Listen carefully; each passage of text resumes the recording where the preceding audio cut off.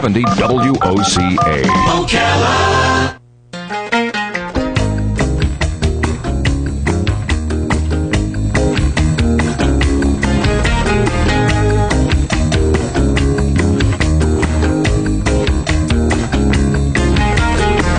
All right, 7 minutes after 10 o'clock. Thank you for tuning in. Do you remember when you were a little kid and you would read a book? Or do you remember, maybe even more importantly than that, Robin, do you remember when your children were little and you would read books to them? And remember that the enjoyable moment when the two of you would share that book together and you knew in your heart that it was just a moment that, you know, there's nothing that's ever going to preserve it except for your memory. And oh, yeah. it was just one of those good times. And you also, at the same time, kicked off the whole interest in reading, right? Yes. We have in the studio some ladies who are dedicated to helping us remind all of ourselves, especially the children, the importance of reading. They are with the Altrusa Club. I hope I have this right.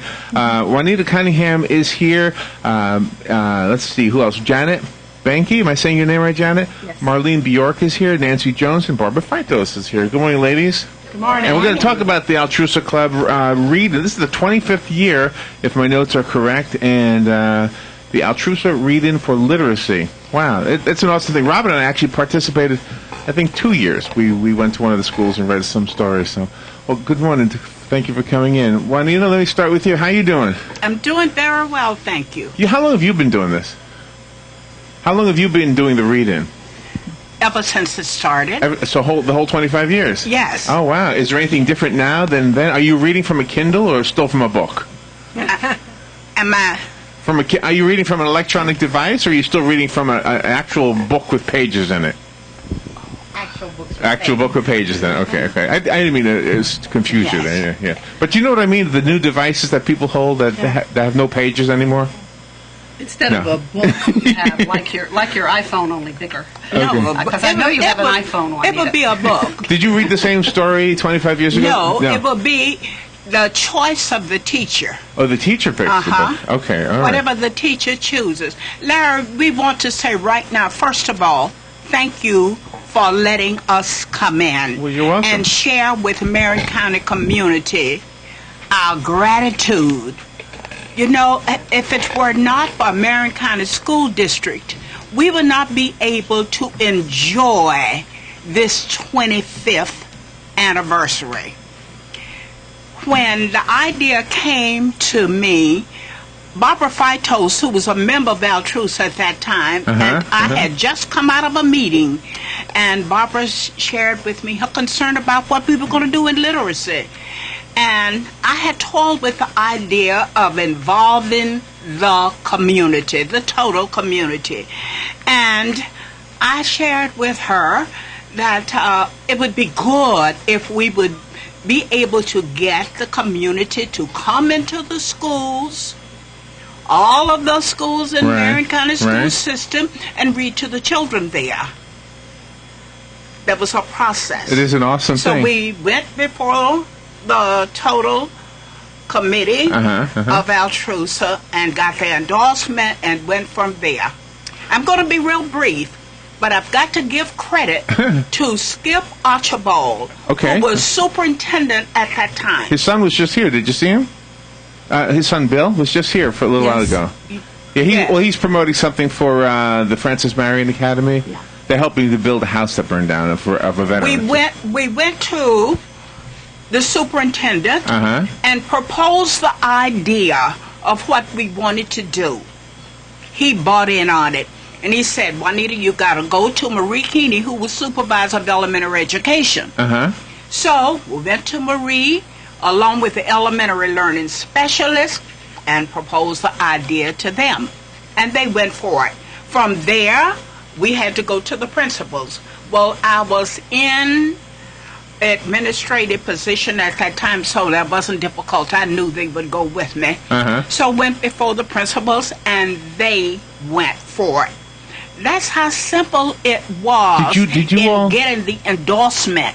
Where did the word Altrusa come from, and does it mean? Is it an acronym for something? Does it mean anything? Altrusa. Anybody know?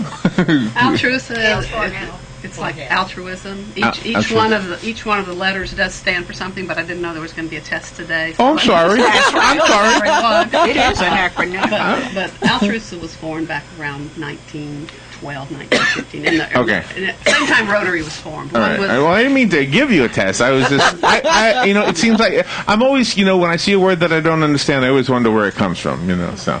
Altruism. Altruism essay. Altruism students and adults or something. All right, so the feeling of reading to the students is something Robin and I have experienced because we've done that. And it was very cool. And we didn't, we always feel like, we're old, we're going to sit with some young people, then they're just going to be yawning, thinking, oh, goodness, hope this is over quickly.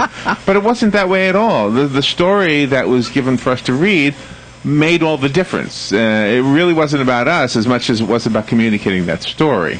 And hopefully, there may have been a child or two that said, you know what, I think I'm going to learn how to read better because that was a good story and I could have done that on my own if I knew how to read. Is that in a nutshell what this is about? That's true. And one thing, Just pull that microphone. Juanita's not giving herself, enough credit. Juanita is the mother of this program. She conceived of it. She built it. She birthed it. Everything that she said she did. She had a committee helping her. But the read-in every year is a tribute to Juanita's inspiration and hard work. And I've been fortunate to serve on the literacy committee every year since then. Juanita and I have both been members of Altrusa since 1977 when it was chartered here. Wow. So the club had already existed 12 years when we started this project. And when she says, getting the schools to help, yes, but even more than that, getting the community involved. At the time, it seemed a monumental task to get more than 700 readers to have a reader to read to every class. Yeah. Well, that's about double now. I think we probably have to get close to 1,400 readers every year. Oh, that's awesome. It's not as hard as it sounds because at some schools, people are so anxious to read, we kid them that they're going to have to audition. And if you went through the list, you could probably name drop, couldn't you? Like that name, Barbara Feitos is on the list, isn't it? Yeah. Yes. And Juanita Cunningham is on the list. And you've had some mayors and other people who have, well-known names in the community. And firefighters and police officers and nurses and doctors and teachers who also read. It's a very good point. Lawyers Yeah, and everyone who were. And that's another one of the things that we do at the read-in. It's to teach kids that reading is fun. We go in and talk about how much we loved to read when we were kids. This is not reading for education. This is reading for fun. The fact that you learn while you're doing that is fine, but the reading is fun. Some of our readers dress up in costumes, bring props, almost put on theatrical productions for these things. Yeah, we brought a guitar when we were there. I remember the first year Nate Gilman read, he read Johnny Appleseed, and he came with a pot on his head. Wow. Images I had. Oh, wow. So it's been... And so now, are you here today to promote one that's upcoming? Is there an Altrusa reading coming up soon? On the 25th of September. On the 25th of September? Okay, and I guess now we'll shift over. It says here I have an order of participation. So did we do it right? We had Juanita, Janet, you're Janet, right? Right. And Marlene. Yes. Okay, Marlene. I didn't even look at my title here. It says order of participation. Okay, Marlene Bjork. We're real flexible. Yeah, me too. Me too. You should see how flexible I am. Marlene, you're a principal at which school? Harborview Elementary in Summerfield. Well, thank you for coming And in. from a principal standpoint and from the schools, if we have a community of people that are going to support us in our most important role of teaching students how to read, it's a no-brainer. We want to take advantage of that. Right, and right. I've been watching Altrusa for a number of years. This is my 20th year as a principal, and it's an awesome program to see all these community people come in, and they're willing to take time out of their work day and to read to our students. The impact on the children and the message it sends to them is that somebody cares enough about us growing up and learning how to read. That's right. That they're willing to take time out of their day. But an offshoot of that is that students, being children, will ask you all kinds of things. And so you may come to read your book, but they will generally ask you about what do you do? And the questions always come up about how you use reading in your daily life. So it makes an impact in that you're sharing reading, but you're also sharing of yourselves. and that makes an impact on them. It also, for our school, it provides some leadership for our children, because when the readers come to our school, they sign in, they come to the media center, and usually an Altrusa person is there to greet them. But then when it's time to go read, they pick up their book, and we have student ambassadors from every classroom, from kindergarten through 5th. Somebody comes and walks them to the room, and they have to tell them their name, their teacher's name, and what grade they're going to. So this is leadership for them, too. And it's a big deal. Do the books that get chosen ever would take more time to read than you have, and so you read like one chapter? Absolutely. Especially in the upper grades. Okay. The teachers will select a book that the kids love and do just a chapter from that. Okay, well that sounds fair, yeah. And that probably sell some books as well.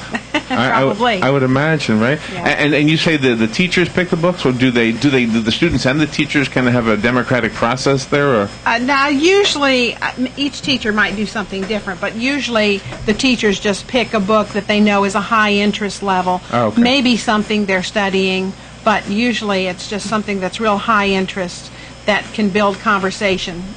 And sometimes the readers pick the books with the teacher's approval, the curriculum coordinator, something that meant a lot to them when they were a child that they want to read. And about reading chapters, I remember reading to a 5th grade class and read the opening chapter of Brian Jock's Redwall, and then I was told there was a huge run on the library for that. Oh, really? After that, so sometimes those things happen. Do the schools still have? When I was a kid, they had the book club that you could buy a whole bunch of books. Does that still happen? Yes, we do. Yeah. Scholastic books. Oh, that's we great. Just I used to finished love a those. book fair, too. You got all these books at once, right? It's kind of like doing a radio show. You get all these books at once. Yeah, they love it. Right. And what you also do for the students, like you said earlier, was you allow them to ask questions about the different careers that the adults do. And that way they can have that manifest into what they do. And you also offer offshoot programs like the Student Media Festival. They have to know how to read, to write all the credits at the end of their movies, things like that. You have news programs, even in school papers. One of our biggest impact was one of the high school kids who played football came back and read to our elementary students. And when he said that he had to be able to read well and he had to keep his grades up in order to play football, that does more for our students than anything we can say to them. I bet it really does. Yeah, that always makes a difference. Nancy, you are next on the list of order of participation. Let me turn the camera on you. Good morning, Nancy. You are over a 30-year member of the club, the Altrusa Club, and one of the reading coordinators for South Ocala Elementary for 25 years. Wow. Well, thank you for all the contributions you've made to all of us. You know, I absolutely believe this, that when we contribute to the students, we're literally contributing to all of us. I mean, because they become our doctors, they become the people who pave our roads and put out our fires, and, you know. You're exactly right. I always ask my readers to introduce themselves to the children because I think it's important that they know the person that's reading to them and what they do. Yeah. I've been very fortunate at South Ocala in my readers. I have great support from the Ocala Police Department. And the first year that we read, I had the mayor that read for us. I went to city council. I just said, well, I'm going to call in some cards from people, excuse me, that owe me a few favors. And so the children have enjoyed it very much, and we've been very fortunate there in the people that we have. But I want to thank you, Larry, and WOCA for allowing us this time, you and Robin. And when we began this project, it was a totally new concept for us. But our members, as Juanita said, have bought into it, and they went out anxiously to secure readers, and we've been very fortunate with that. But it would have never been possible without the complete support of the school board and the faculty and the principals. And we want to say to them, thank you, because these 25 years would have never been possible. Yeah, and connecting into with the rest of us, we all thank you, because without that, I mean, it is the community. You know, a lot of people think we're kind of all isolated, but we're not. We're interdependent. More than anything else. Have you ever had a case where somebody's reading a story, they've come to the end, and the kids say, "Can you read just a little more?" This is Yes. Don't leave it right there. And most of my teachers at South Ocala put 2 books out, and they actually can take the 2 books in case that happens. But I've had readers that have said, I want to come back and finish the book. That's the best part. Oh, okay. So the readers volunteered to come back, And the schools are always pleased with that, too. Oh, that is cool. And it's really nice. Yeah. Juanita has a question. Larry, let me say this. I think reading to a child is one of the most important experiences in a child's life. When you read to a child, you open up a mind of inquisitiveness. They want to know what else is on that page. They also want to learn a little bit more. And reading to a child helps a child to look into the universe. What's out there? Yeah, right. What can I do? What's there for me? What are other people doing? So reading to a child, and we know those of us who are parents and grandparents and great-grandparents, you can put a book before a toddler or even younger, and you can quiet or settle that child down when you start reading to them. Reading to a child is a very important experience. And it's amazing that you had that wisdom to participate at the age of 10. Because I'm looking at you, got to be 35 or so. I would think so. I mean, you knew how to do that. You knew that you should do this very young, right? Thank you. If looks could kill, Robin, I don't know if I'd be still breathing here. Miss Cunningham is proud of every year she's got. Yeah. She'll tell you she's proud. Yeah, Right. yeah. I thank God for where I am. I believe you've been on this show more than any guest. I think Yes. you've been on more than any single individual. Yes. The Lord has blessed me to be around for 87 years, but my time is not up. It is my responsibility to serve, and that's what I try to do in every capacity that I can. You really are amazing. I really didn't expect that to be your love age. Children. Wow, that's amazing. And we cannot be selfish. We cannot feel that because our children are grown and gone, that we don't have responsibility to others. We have a responsibility to all children. Yeah. And you can see Juanita's enthusiasm, and this is what has That's right, carried this that's right. project for 25 years. And I know Barbara has some. Yeah, we haven't spoken to historical Barbara yet. information. We've spoken to Barbara before, though. Yes, we've spoken Barbara to Barbara Feindos is before. in the studio, and let's say you are last on the order of participation. You're a member of Altrusa at the time of the first read-in. So you were 10 also. Thank you. She and another... so anyway, let's see, you got the Mamie L. Bass Award? Is that how you say that? That's Mamie. Mamie. The Mamie L. Bass. Actually, I was privileged to be the literacy chairman the year that Juanita came up with the concept of doing a district-wide read-in for the community. And I was just proud to be the executor of a wonderful idea that became a 25-year legacy for this community. And in so doing, we were able to bring together not only the wonderful endorsement and the participation of the school system itself, but the community as a whole. We went out to the community. We went out to the business community in particular. We went out to the city governments and the county governments. We went out to the newspaper and the media. And to a person, to an entity, they all said, yes, this is something important. We can get excited about this. We want to be a part of this. So without that collaboration, this would never have evolved the way it did for that inaugural event. And we set the tone. We set the tone. We set the bar very, very high. And when you do that, I think that's what provided the legacy. That's what provided the impetus, because people really rallied around it and said, this is something unique and very special for our community. I'm glad they did. I'm glad they Yeah. saw the wisdom in that. Is there anything on the wish list? I mean, this is a mark in time. 25 years is always a good anniversary. Let's look 25 years in the future. Is there anything on your wish list for the next 25 or even for the next year? Yes, that we would have readers that would volunteer to help us keep this going. So how do we do that? That's a good takeoff point right now. This is part of the way. You're helping. Yeah. People out there are listening. Well, that's to- what our job is, just to communicate. You really do the big job. I mean, you do the work. We just get the word out, us in media. I mean, not just Robin and me, but all of us in media. That's all we can do, really. One of the things that we hope at the schools is that some of these readers that read this one time do come back and become volunteers and mentors for our students, because they love to have somebody come in and talk to them. Oh, wow. Now, how do you do that? Well, we have a volunteer orientation. We have a volunteer process, but all they have to do is just come to the school.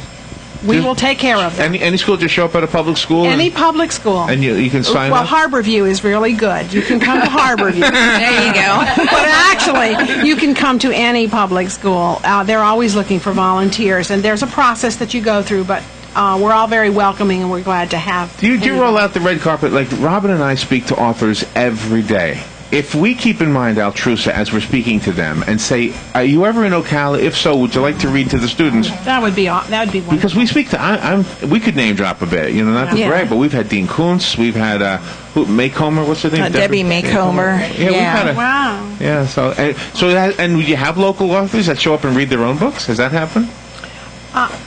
We have had an author, but it's usually an author's day, and we have to pay them to come in, so we don't get to do it very often because we don't have the money to do that very often. This is not a plug for money, but if you have an author that would just like to come, that would be wonderful. Well, we happen to know a few that I bet you would love. Yeah, I'd love to come, yeah. We have a couple that are snowbirds, actually, that are here in the winter, so... And that's another thing the Read-In has done, although it's one day when every student is being read to at the same time. It has really raised the awareness, and people volunteer now to read throughout the year at different times, not just on this one day. Do the students talk about the books? Like at lunchtime, they say, what book did you get read to you? And they'll talk about the different books? They do. Quite often they do that.